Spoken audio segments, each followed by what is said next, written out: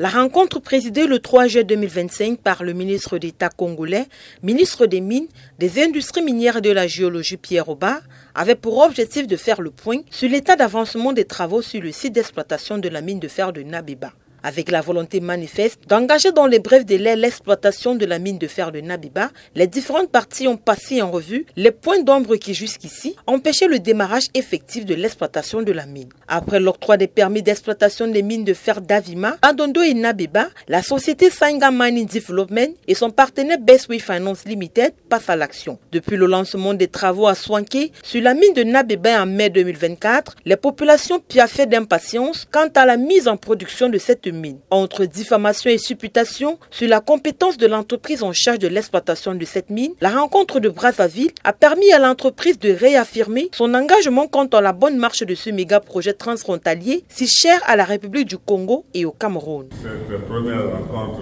qui est pour nous très historique et très importante débouchera sur un carnaval de travail et sur ce qu'on peut appeler une feuille de route,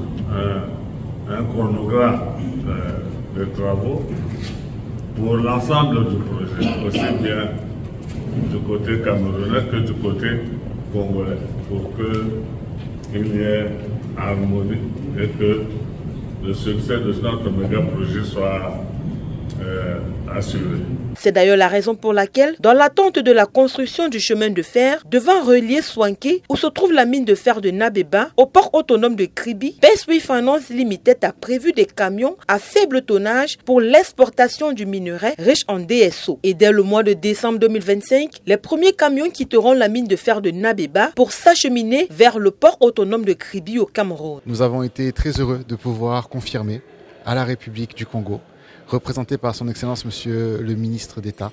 ministre des Mines et de la Géologie, Pierre Oba, l'ensemble de ses directeurs, ainsi qu'un représentant de la primature, le lancement effectif de la production au niveau du permis de Nabeba pour décembre 2025. En ce qui concerne l'extraction et le transport du minerai qui devait se faire par voie ferrée, conformément aux prévisions, Alexandre Mbiam a tenu à rassurer les conseillers techniques du ministre. La construction de la voie ferrée et d'ailleurs du terminal minéralier, ces deux infrastructures clés de notre projet, sera bien débutée cette année en parallèle au début effectif de la production. Une bonne nouvelle qui a été accueillie avec beaucoup de satisfaction par la partie congolaise, surtout qu'elle vient dissiper les nombreuses incertitudes qui planaient déjà au sein des populations. On sort de là très content, satisfait. Comme on dit, tous les projets miniers ne connaissent pas toujours un développement linéaire. L'allure générale, elle est bonne. Comme on dit souvent en mathématiques, les courbes, à l'allure générale, et le projet a une allure générale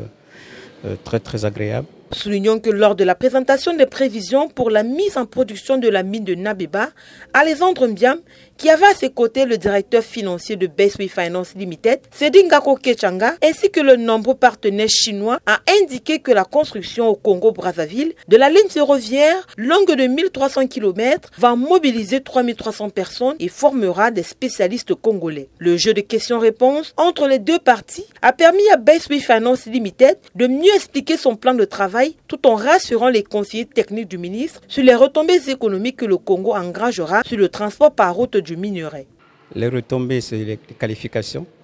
c'est les transferts de technologie. Au terme des travaux, les différentes parties ont convenu de la tenue d'une réunion multisectorielle pour la fin de ce mois de juillet afin de fixer définitivement les bases avant la mise en production de cette mine de fer en décembre 2025.